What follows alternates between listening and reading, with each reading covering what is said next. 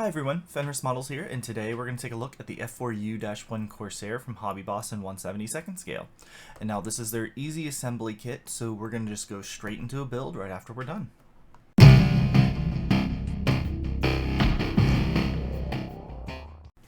So yeah, there's not much to say about the box. We do have a nice little interesting blurb about the Corsair here. Let me see if I can get that into focus for you. So if you guys want to read that, you can pause and read it, but yeah, there we go. Yeah, but beyond that, there's not anything super interesting, except for here on the back side. Since we take a look at the instructions first, let's go ahead and do that. As you can see, it's just the box. We are going to be looking at, what was that, 4 sprues and a couple of pieces off the sprue, some decals. We've got 3 steps. Looks like, the wheels are, kind of all part of that first step. Yeah, so let's take a look at the parts. Set that guy aside. Those decals there. Take a look when we open them up, but they, similar to the Lightning that we did before, they feel very thin comparatively, so we'll see how they do. Although I can feel some ridges, so they might not be quite as thin as I'm thinking they are, but we shall see. So yeah, we got the wing portions are all together, including the lower piece of the fuselage, so it's one solid piece. It doesn't look like we got terribly much flash. We do have a little bit right here along this edge. I can't tell if it's flash or if that's like what do you call it? Where the gate was, right? It's hard to tell. On this side though, we definitely have a little bit of flash. Well, not terribly bad though. That'll be easy to clean up. We got mold lines along the wing there, so it almost looks like the way you would expect if you had 2 pieces that you had glued together. We'll just take the back side of a X-Acto and clean that up, no problem. We got some pretty good detailing. The panel lines aren't super deep down here, but that's all going to be covered by some stuff, or actually I don't think I can close it up, so this will probably be probably do this landing gear down. I know that's not what I normally do, but it's probably what we're going to have to do with this one. Yeah. You can see just their panel lines aren't super deep on this guy, so I'm not sure what we're going to do there. The rest of the fuselage, again, not super deep panel lines, but I don't really see any flash, so that's good. Looks like, yeah, because these are open, I'm gonna have to do landing gear down. Drat. That's okay, it's not a big deal. That's like 90% of the kit done, right? So, even the cockpit, well, there we go. And got the cockpit fully assembled, so we're gonna have to, not a lot of detail in there, but that's a little bit more frustrating with the fact that I have to do it landing gear down. I'm more okay with there being less cockpit detail if I'm gonna be displaying it like hanging right, because you're not gonna be able to get up there and see it, but oh well, whatever. There's our canopy, very clear. The panel lines are nice and pronounced, so that'll be easy to paint and clean up. And here, oh, I see. This is our option if we want to do canopy open, which I think, again, because there's so little detail, I'm probably just going to use this one. And then we got the engine cowling with the engine itself in there. That'll be a pain to paint, but won't be horribly bad. The propeller, which looks like we're probably gonna have to glue that in place because there's, let's see, I think this one right here, that may actually be the piece that this, yeah, there we go, there's that friction fit, that's what I was looking for. Okay, so yeah, we don't have to glue that in. but looks like we got, let's get this into focus. We got our rocket pieces, we got wheels.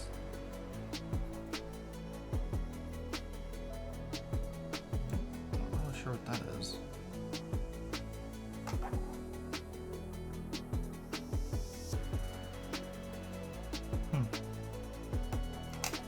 Oh, I'm very curious as to what these two pieces are, but we'll see. And then we have our stabilizers, our drop tanks, other landing gear, and landing gear covers. Yeah, so those are the covers. I have no idea what those pieces are going to be. But yeah, that's it. There's not a whole lot to this kit, so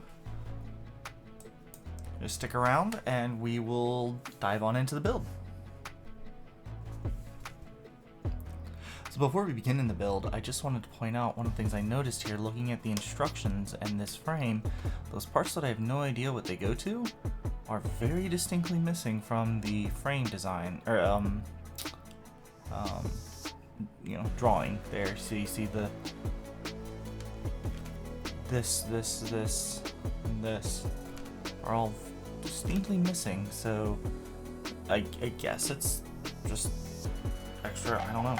But I noticed similarly on this guy right here, we are missing, or not missing, but the layout for the bay covers are a little bit different, but it's probably just an earlier version. But anyway, just an interesting thing that I wanted to point out. So we begin by trimming out the pieces. I like to place the newly freed pieces on the instructions where they go. This lets me both keep track of the pieces and have a 3D visualization of what all is going on in each step. Then it was on to cleaning up the parts. Removing flash and mold lines was fairly quick and easy on these, mainly for two reasons. There wasn't much to begin with, and the plastic was fairly cooperative. Not too soft, not too brittle, so it cleaned up nice and quick. Once everything was ready, I began to assemble. The key to a smooth assembly stage is test fitting at every step. I made sure to check each part before cementing them in place with Tamiya extra thin cement.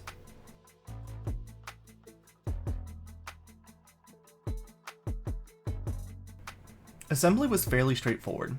First, I joined the wings to the fuselage. I then applied the engine cowling and the horizontal stabilizers. Next came all of the small detail parts. I possibly should have left these on for last, and while I didn't break anything, I easily could have, since I had yet to assemble the undercarriage. The landing gear was assembled and attached, followed by the rockets, and finally the drop tanks. The last thing that needed doing before painting could begin was masking the canopy. I did this using Tamiya's masking tape. I simply applied a strip of tape across the canopy, and using a toothpick, I pressed the edges up against the contours of the canopy frame.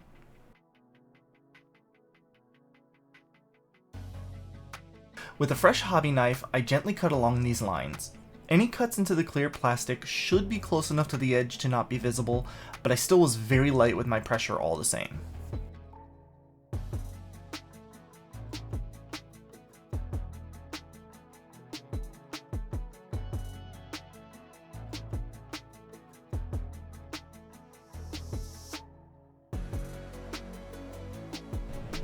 And now we can begin painting.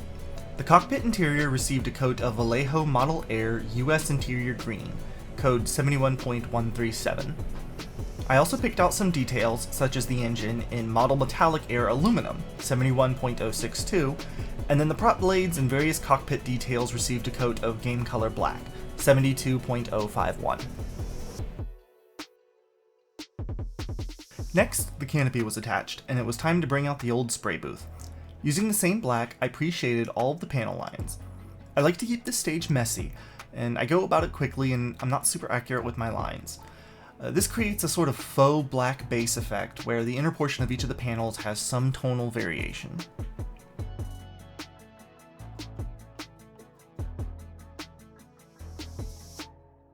This is set aside and allowed to dry before applying the base coat. In this case, I'm going for the gloss sea blue color scheme. While I didn't have the exact color, I did have an old tin of Model Master Acryl Blue Angel Blue 4687 from a Corsair build I did years ago. It's close enough to the right color that I'm not stressing it too terribly much.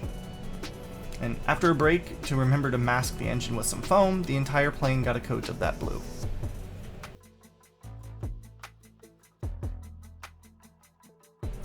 Then it was time for touch-ups. This included painting the gear bays and inner cowling in interior green, the tires in black, and the landing gear in aluminum. Once that dried, I hit the whole thing with a varnish of Tester's Gloss Coat Spray Lacquer. The varnish is there not only to protect the paint, but to facilitate the application of decals and to minimize the risk of the decals silvering. Decals were soaked in warm water to loosen them from the backing paper. Because most of these decals were on the larger side, I applied a layer of microset to the model before sliding the decals on. Once on the model, I teased the decal into place and gave it a coat of micro salt. The two chemicals together soften the decal so it conforms to the details of the kit, giving it that painted on look. To further enhance the effect, I took a sharp hobby blade and scored the decal where the panel lines were located.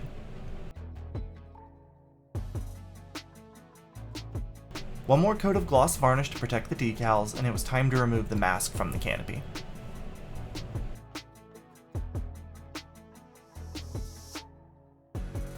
Now, usually I will also take some Tamiya panel liner and hit all of the panel lines, but one thing I've noticed with these easy assembly kits is that their panel lines are very shallow.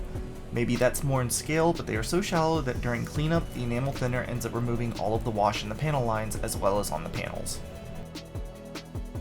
And there you have it, the HobbyBoss Easy Assembly F4U-1 Corsair in 1/72nd scale.